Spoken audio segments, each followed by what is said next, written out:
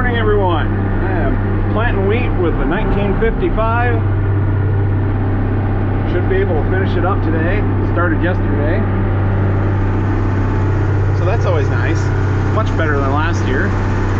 Or just drug on and drug on. I know some of you guys out there are seeing lots of water. Some of you, my heart goes out to you. We are dry here.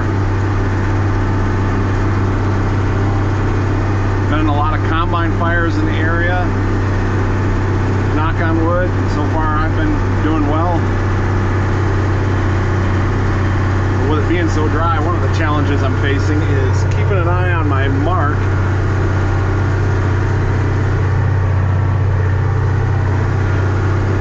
So all you locals, you know, you see some wiggly weed out there or some gaps, well, it's because since my wife called.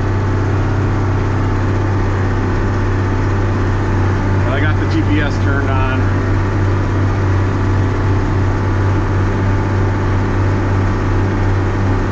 Maybe CPS, crisp positioning system.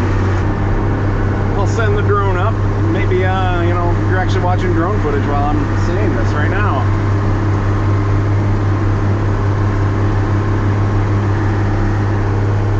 Right over here, that's where Herman got stuck. I could definitely farm it this year, but the farm service agency was saying I was getting too close to the wetlands, so they come out and marked it off, and that's as close as I can get now. Even though I should contest because it's prior converted. There's a county drain that goes through there, so it has been converted and should be fine. But sometimes you also got to know when to choose your battles. So we stay in compliance and stay outside of their arbitrarily chosen lines based on aerial maps where trees look like wetlands and wetlands look like trees. Not that I'm complaining. Right about here is where the axle snapped on the 8570. So kind of a, maybe best that I stay out of there. One of those Indian burial grounds or something.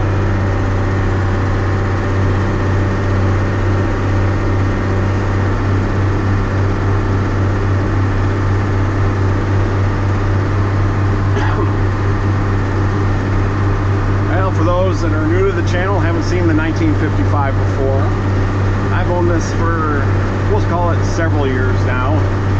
Found it in a local farm trader magazine.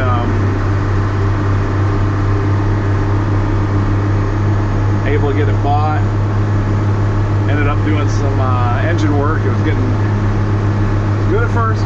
Got antifreeze in the oil after I flushed the cooling system. Had leaky O-rings on cylinder number 2. Went through, cleaned things up. New gaskets and stuff, and she's good now. Supposedly had about 1,000 hours on an overhaul, so go figure.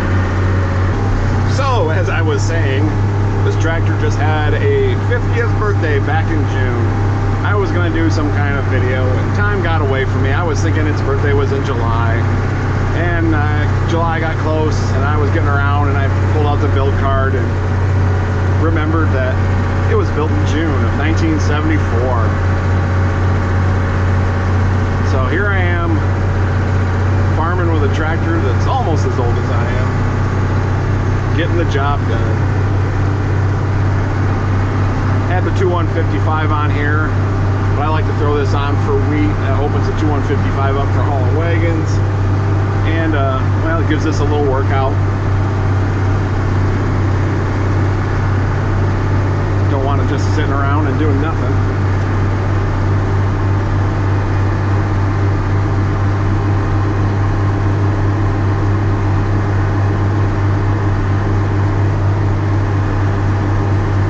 Normally, I've bought other Olivers with cabs on them, and usually the cabs are pretty beat up.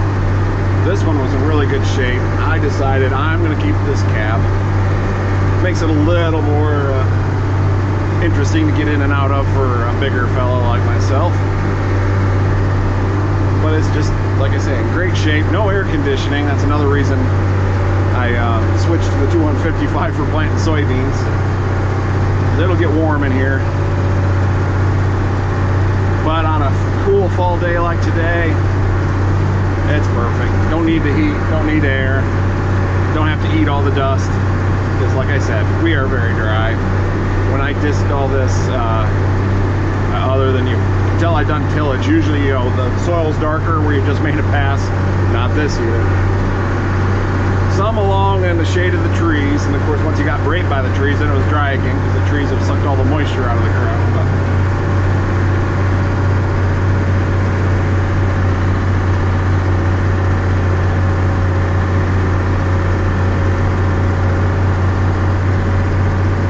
as far as the grain drill, that is a 30-foot Great Plains drill. Had that for, I don't know, probably 15 years. I don't know, a while now.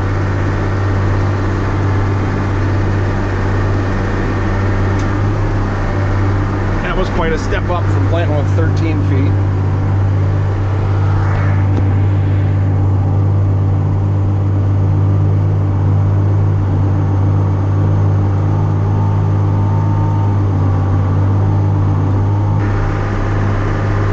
This drill, people told me, Chris, you're gonna have to put your biggest tractor on that. It's not no-till. So I started out with the 2255 and it handled it like it wasn't back there. And then I thought, I'm gonna run the 1955 on it. And pulls it just fine. A couple of the steeper hills, might have to shift down. I run fourth direct, about 2,000 RPM. That gets me about 4.5 to 5 mile an hour. And 2155, never have to shift down with that. So pulls way easier than anybody was letting on.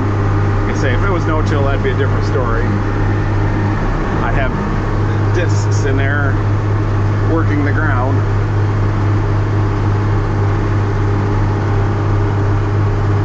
I wouldn't mind upgrading to a no-till drill. Not sure if I would no-till wheat or beans, but they're built heavier and they probably can withstand the rocks I've got a lot better. Occasionally a rock has its way with one of the openers. I'd probably go back to 25 feet just because of the power requirements, so I can still use an Oliver on it.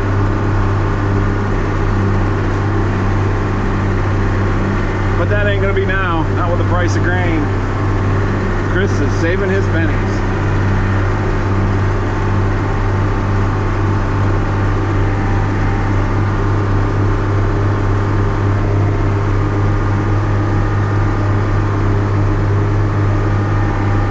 American farmer did a great job this year, grew a lot of grain, and our reward is terrible prices because we have flooded the market.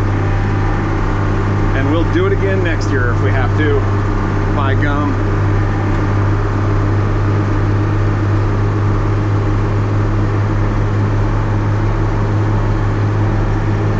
My tracks are definitely easier to see earlier in the morning like this. The sun coming across them sideways creates a little bit of shadow, and I can see the difference in the pattern. You get midday where it's shining straight, well, straight down as it can in the beginning of October in Michigan, but it gets tough at times. This drill I had markers on it when I bought it, and I didn't use them very often. In situations like this, I tried them, and the mark wasn't any easier to see. The other thing I didn't like, and I could tell the previous owner had the issue, there's a lot of welds on it. They just came crashing down when they did that final unfold. And it didn't seem like what you did to do could change it. And so I just figured they were dead weight. Got them wings or each side sticking out there. You only got 4 wheels in the center. So the whole thing likes to do this. And getting them off in there definitely helped.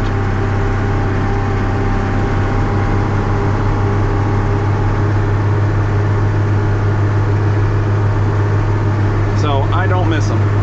Like I say, the times I did try to use them when it was dry like this, it's still hard to see the mark.